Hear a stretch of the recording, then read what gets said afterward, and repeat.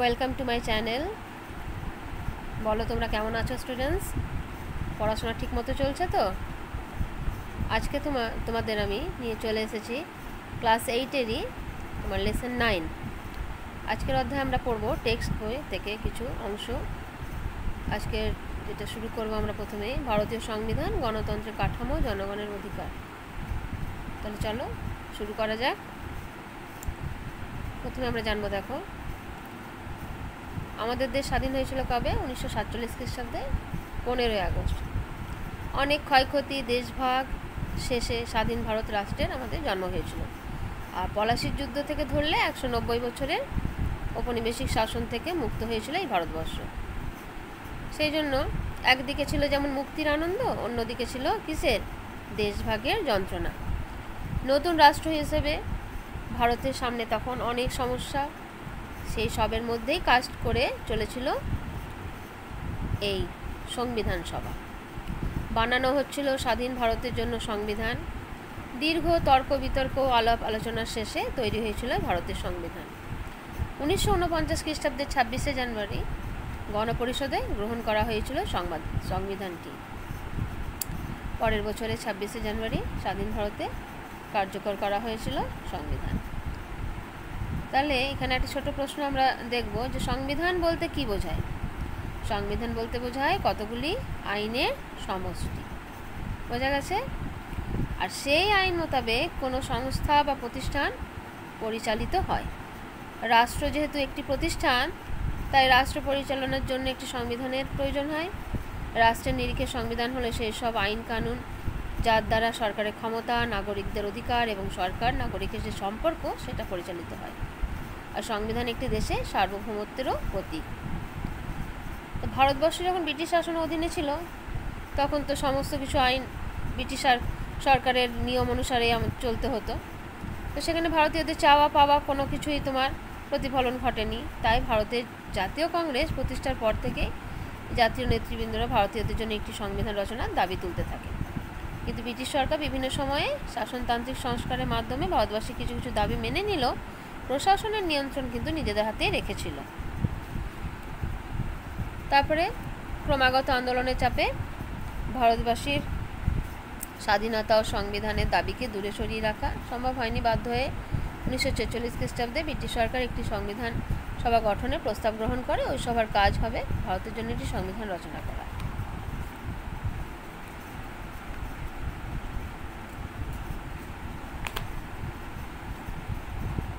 তারপরে 1946 খ্রিস্টাব্দে তোমার জুলাই মাসে গণপরিষদ গঠিত হয়। ডক্টর রাজেন্দ্র প্রসাদ গণপরিষদের স্থায়ী সভাপতি নির্বাচিত হয়েছিলেন। আর ডক্টর রাজেন্দ্র প্রসাদ ছিলেন স্বাধীন ভারতের প্রথম রাষ্ট্রপতি। আর জওহরলাল নেহরু ছিলেন স্বাধীন ভারতের প্রথম প্রধানমন্ত্রী। স্বাধীন ভারতের সংবিধান রচনার জন্য একটি খসড়া কমিটি গঠিত হয়। আর বি.আর. আম্বেদকরের সভাপতিত্বে 7 জনের খসড়া কমিটি সংবিধান রচনার কাজটি করেছিল। এরপরে ভারতীয় সংবিধানের প্রস্তাবনা। তো ভারতীয় সংবিধানে একটি প্রস্তাবনাও আছে। সংবিধানের আদর্শ উদ্দেশ্য প্রস্তাবনা ঘোষণা করা হয়েছিল। প্রস্তাবনাকে সংবিধানের বিবেক বা সংবিধানের আত্মাও বলা হয়ে থাকে। সংবিধানের মূল প্রস্তাবনায় ভারতকে একটি সার্বভৌম গণতান্ত্রিক প্রজাতন্ত্র বলা হয়েছে। 1976 খ্রিস্টাব্দে সংবিধানের 42তম সংশোধনীতে সমাজতান্ত্রিক ও ধর্মনিরপেক্ষ এই আদর্শ দুটি যুক্ত করে ভারতকে সার্বভৌম সমাজতান্ত্রিক ধর্মনিরপেক্ষ গণতান্ত্রিক সাধারণতন্ত্র বলা হয়েছে। আর এই শব্দগুলির প্রত্যেকটির কিন্তু গভীর তাৎপর্য রয়েছে।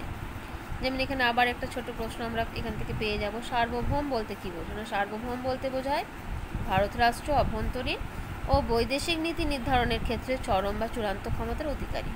বিদেশি কোনো রাষ্ট্র বা সংস্থার আদেশ, নির্দেশ বা অনুরোধ ভারত মানতে বাধ্য নয়। তারপরে আসছে সমাজতন্ত্র।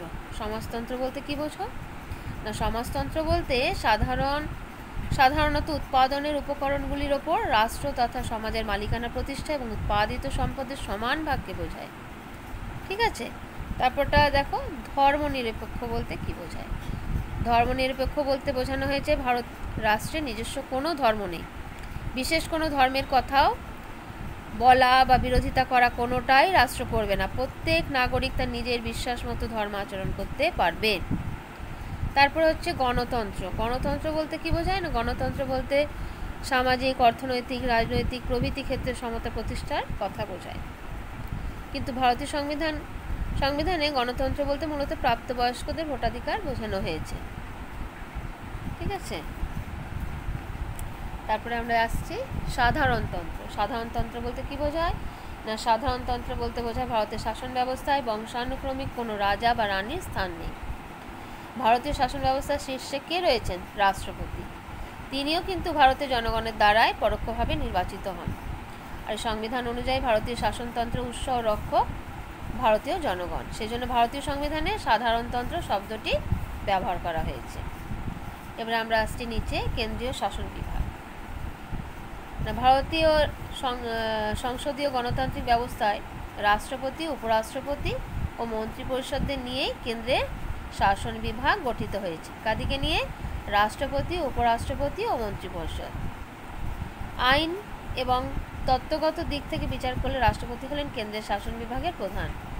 যদিও বাস্তবে কিন্তু প্রধানমন্ত্রীর নেতৃত্বেই কেন্দ্রীয় মন্ত্রিপরিষদই রাষ্ট্রপতির নামে শাসন কার্য পরিচালনা করেন। এবার রাষ্ট্রপতিকে না ভারতে রাষ্ট্রের প্রধান হলেন রাষ্ট্রপতি। রাষ্ট্রপতি জাতির প্রতিনিধিত্ব করেন। ভারতের রাষ্ট্রপতি এক বিশেষ পদ্ধতিতে 5 বছরের জন্য নির্বাচিত হন। একই ব্যক্তি একাধিকবার রাষ্ট্রপতি পদে নির্বাচিত হতে পারেন। আর ওই পদে পদপ্রার্থী হতে গেলে ব্যক্তিকে কমপক্ষে 35 বছর হতে হবে, ভারতীয় নাগরিক হতে হবে এবং লোকসভা নির্বাচিত হওয়ার যোগ্য হতে হবে। আর এই পদে থাকাকালীন তিনি কিন্তু কোনো লাভজনক পদে নিযুক্ত থাকতে পারবেন না। তারপরে আমরা আসছি উপরাষ্ট্রপতি। রাষ্ট্রপতির পরেই তার স্থান। উপরাষ্ট্রপতি পদে প্রার্থী হতে গেলেও তাকেও 35 বছর বয়স্ক ভারতীয় নাগরিক হতে হবে, রাজ্যসভার সদস্য হওয়ার মতো যোগ্যতা থাকতে হবে। উপরাষ্ট্রপতিও রাষ্ট্রপতির মতো এক বিশেষ পদ্ধতিতে নির্বাচিত হন। আর পদাধিকার বলে উপরাষ্ট্রপতি রাজ্যসভার সভাপতিত্বও করেন। ইনারও কার্যকাল 5 বছরের জন্য। এবারে আমরা পড়ছি কেন্দ্রীয় আইনসভা। রাষ্ট্রপতি ও 2 কক্ষ বিশিষ্ট আইনসভা নিয়ে ভারতের কেন্দ্রীয় আইনসভা বা সংসদ গঠিত। কেন্দ্রীয় আইনসভা আইন রচনা, সংবিধান সংশোধন করে হার নির্দিষ্ট করা প্রভৃতি কাজগুলো করে থাকে। কেন্দ্রীয় আইনসভার উচ্চ কক্ষকে বলা হয়, এই যে বলেছে 2 কক্ষ বিশিষ্ট আইনসভা, সেগুলো কি কি? একটা রাজ্যসভা, একটা হচ্ছে লোকসভা। তো কেন্দ্রীয় আইনসভার উচ্চ কক্ষকে কি বলা হয়? রাজ্যসভা। ভারতীয় সংবিধান অনুসারে অনধিক 250 জন সদস্য নিয়ে রাজ্যসভা গঠিত হয়। রাজ্যসভা সদস্য হিসাবে বিজ্ঞান, চারুকলা, সমাজসেবা প্রভৃতির ক্ষেত্রে খ্যাতিমান 12 জন ভারতীয় নাগরিককে রাষ্ট্রপতি নিয়োগ করেন। রাজ্যসভার সদস্য হিসাবে নির্বাচিত হতে হলে কোনো ব্যক্তিকে অন্তত 30 বছর বয়স্ক ভারতীয় নাগরিক হতে হবে। আর রাজ্যসভার সদস্যরা 6 বছরের জন্য নির্বাচিত হয়।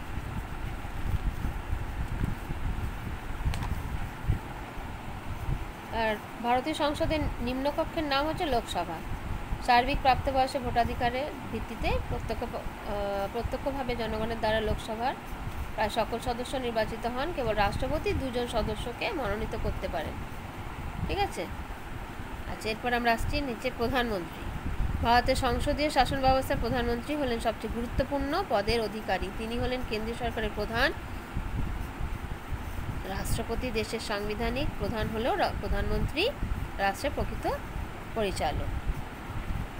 আর লোকসভা নির্বাচনের পর সংখ্যাগরিষ্ঠ দল বা জোটের নেতা বা নেত্রীকে প্রধানমন্ত্রী পদে নিয়োগ করেন রাষ্ট্রপতি। কোনো দল বা জোট নিরঙ্কুশ সংখ্যাগরিষ্ঠতা অর্জনে ব্যর্থ হলে তখন রাষ্ট্রপতি বিবেচনা করে লোকসভার সদস্যদের মধ্যে কাউকে প্রধানমন্ত্রী পদে নিয়োগ করতে পারেন। সেক্ষেত্রে প্রধানমন্ত্রী পদে নিযুক্ত ওই ব্যক্তিকে কিছুদিনের মধ্যে লোকসভার বেশিরভাগ সদস্যের সমর্থন কিন্তু অর্জন করতে হয়। আর প্রধানমন্ত্রী একাধিক দপ্তরের দায়িত্ব নিজের হাতে রাখতে পারেন। তার পরামর্শ মতো রাষ্ট্রপতি অন্যান্য কেন্দ্রীয় মন্ত্রীদের নিয়োগ করেন। প্রধানমন্ত্রী হলেন রাষ্ট্রপতি ও কেন্দ্রীয় মন্ত্রীদের মধ্যে যোগাযোগের মাধ্যম। এরপর আমরা আসছি রাজ্যের আইনসভা। ভারতের সংবিধান অনুযায়ী ভারতের প্রতিটি অঙ্গরাজ্যে একটি করে আইনসভা রয়েছে। কোনো কোনো রাজ্যের আইনসভা 1 কক্ষ বিশিষ্ট, আবার কোনো কোনো রাজ্যের আইনসভা দ্বিকক্ষ বিশিষ্ট। যে সমস্ত রাজ্যের আইনসভা দ্বিকক্ষ বিশিষ্ট তার উচ্চকক্ষের নাম বিধান পরিষদ আর নিম্নকক্ষের নাম বিধানসভা। পশ্চিমবঙ্গের আইনসভা এক কক্ষ বিশিষ্ট, শুধু বিধানসভা নিয়ে গঠিত। রাজ্যপাল, বিধানসভা এবং বিধান পরিষদ অথবা কেবল রাজ্যপাল ও বিধানসভা নিয়ে রাজ্য আইনসভা গঠিত হয়। আজ আমরা এই পর্যন্তই রাখলাম, পরের দিন বাকি অংশটুকু পড়াবো। ঠিক আছে, তাহলে আজ এই পর্যন্তই থাক। তোমরা মন দিয়ে পড়াশোনা করবে। ভালো থেকো।